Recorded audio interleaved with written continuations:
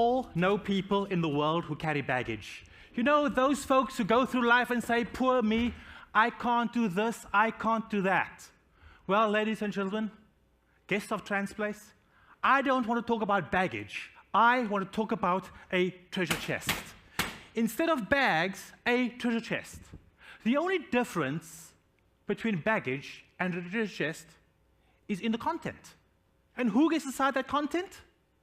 We do. For me, that choice was driven by philosophy.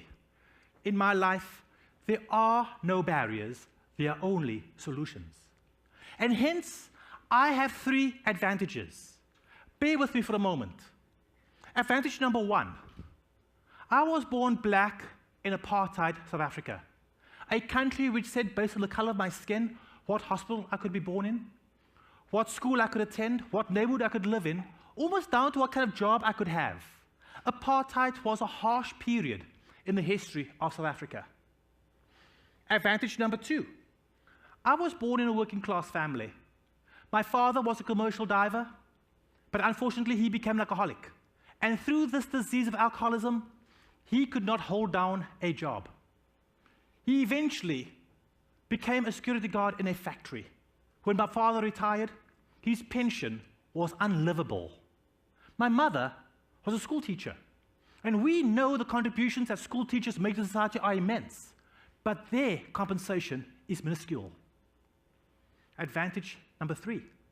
You see, I can walk today, but I don't take this for granted, because I could not always walk. When the big guy upstairs handed out hip sockets, somehow I was not paying attention. In the left hip, where we should have a complete ball and socket joint, I lacked the cup of the ball and socket joint.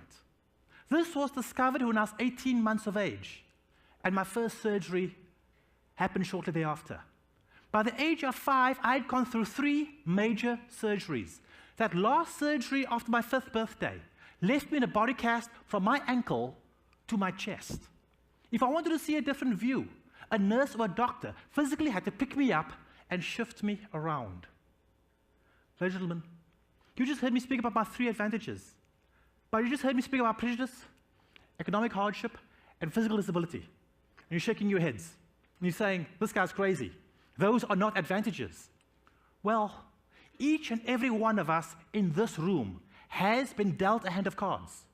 We can't change that fact. But how we choose to play the hand is totally up to us. We have a choice to say, oh, poor me, and feel sorry, and carry the baggage of all of those pretty harsh and horrible things. Or instead, we can rise up and say, if I can overcome prejudice, economic hardship, or physical disability, then whatever else life throws at me, I shall overcome that too. It's about our attitude. We call today the present because we have the gift of life. We get to choose how we look at things. We get to choose whether we carry baggage or instead a treasure chest. So, as a kid growing up, yep, this was my reality.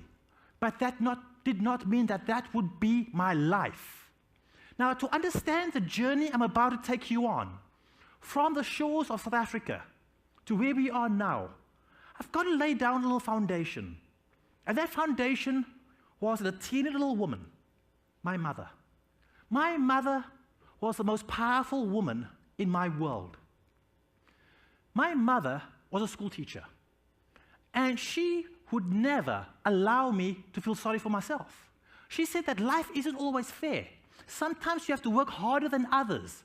You always have to work smarter. But if you have a dream, if you have a goal, be willing to fight for that. Be willing to die for that. And my mother lived by example. Now, a little bit of a background to Neal Petersen. My mom went to high school in an era when very few women went to school. And she graduated near the top of her class. And then she got a scholarship to university. And even fewer women went to university. We are talking in the 1940s.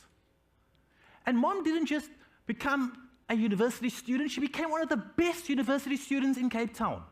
And as a result, when she graduated from her basic degree, she was awarded a scholarship to the University of Syracuse, New York. She traveled from South Africa via steamship to London and then across the Atlantic to the United States, and then took a train from New York City to upstate New York to Syracuse. And there she attended Syracuse University to do her master's in education. And when she graduated, she was offered all kinds of teaching posts in the United States. She turned them down to go back to South Africa, back to our roots, to her community, because she wanted to make a contribution to her community. And my mother was very outspoken. And she was a woman who believed in education.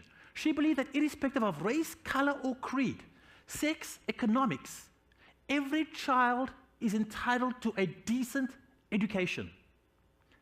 This made her a subversive. Now, you have to remember, my mom was vocal in an era when very few women, even in the United States, were involved in politics or attending university. And she became extremely outspoken.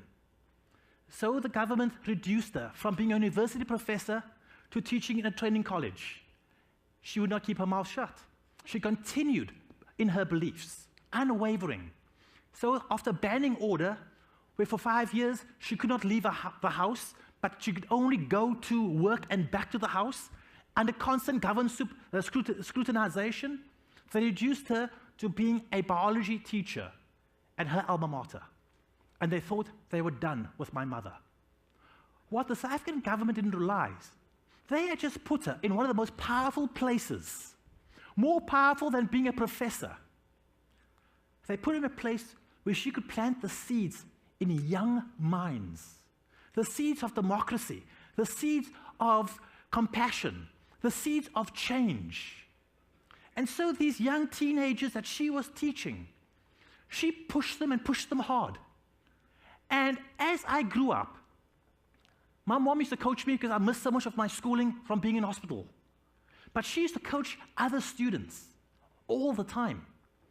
And some of these students were brilliant. And then at a certain time of the year, she would go to the University of Cape Town, her alma mater, and fight for slots, particularly in the medical school.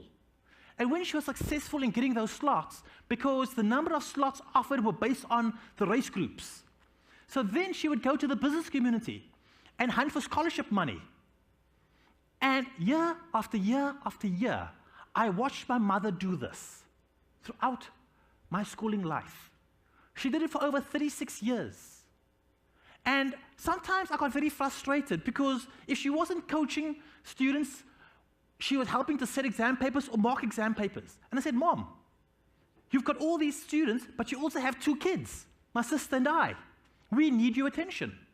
And she said, all our children need my attention, our attention. This is our community.